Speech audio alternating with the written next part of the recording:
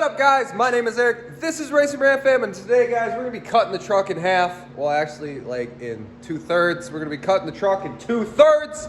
In the last video, we got the old 5.2 twin turbo beast out of the truck. We got transfer case out. We got a lot of the essentials out. So now we're gonna drop the axles out of this thing, and then we're gonna probably weld that little cart right there. You can see with all the casters on it.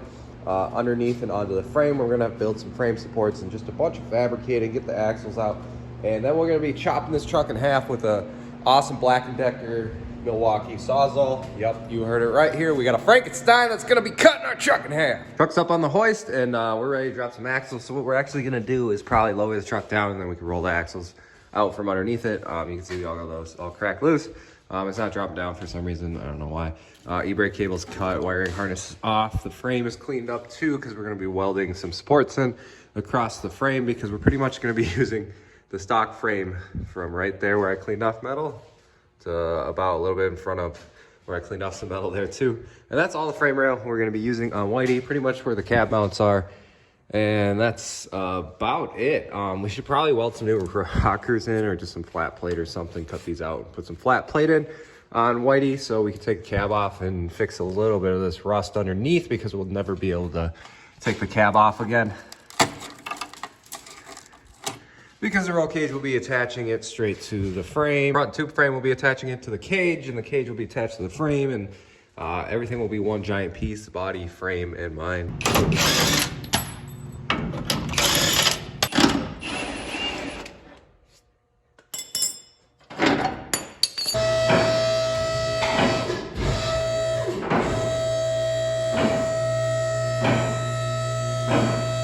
We took this perfectly running and driving truck, and we took it all the way apart because waste car. No, but it was pretty cool. We got the axles out. Yeah, Dana 44 is chilling right there. Crescent 9 quarters right there. If you guys want to buy these axles, hit me up. Keep it boosted at racingramfam.com. They got 392 gears, Auburn locker in the front, Auburn gears, no U-joints, new ball joints, new wheel bearings. Pretty much everything. You can have whatever you want to buy off of it. You can get the control arms and stuff for more money. And then the 9 quarters got 392s, welded rear diff, fully rebuilt. They're both fully rebuilt. They got like 4,000 miles on them. Have been great, held 900 horsepower so far. Rock crawler drag racing, mud truck project would probably be perfect for. I think we're gonna need a 355 rear gear, because we were running out of RPM with the 392. So we're gonna put the junkyard truck rear end in this and weld that one up. She's looking extremely thin. So now we're gonna get these welded in, and then we're gonna be chopping the frame, welding that in as our new little portable single cab dolly to wheel it around the shop. But again, if you guys want to buy these axles, I'm selling the rims and tires too. So I'd probably take $2,100, all 4 of them, 390, 40, R17 M&H Racemaster Drake radials on 17x10 Eagle alloys, 5x5, 0.5 bolt pattern, all 4 of them. Or I'd sell 2 of them for like maybe $1,200, $1,300, maybe $1,500, I don't know. These tires are $544 a piece. These rims are discontinued.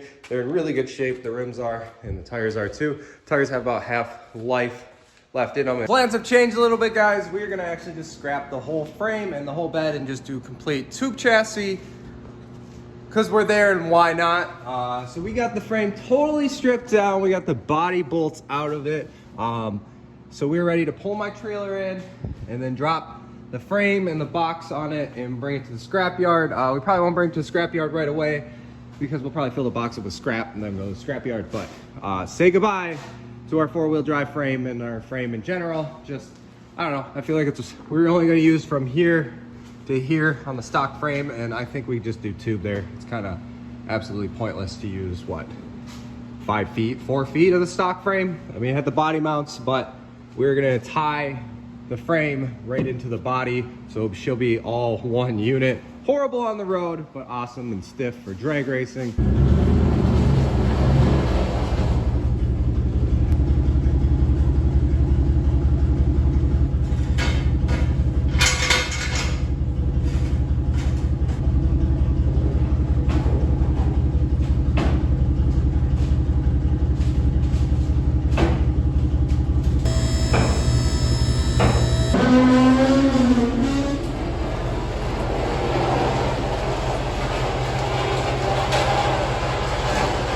We yanked that frame straight out of under Whitey, so now she's ready for something to be underneath it, because there's absolutely nothing under it. We threw a ratchet strap back here because it actually is kind of sketchy. It seems like it's gonna flip over. I'm afraid that, well, it's in the body now, but our rocker is like totally gone. That rocker's like totally gone. It's in the body right there. So we definitely need some rockers put in. We'll probably fix some other rusty spots, but we're not gonna fix all the rust because I love that it looks like a crappy ass truck, and that's how I want to keep it, looking like a crappy ass truck.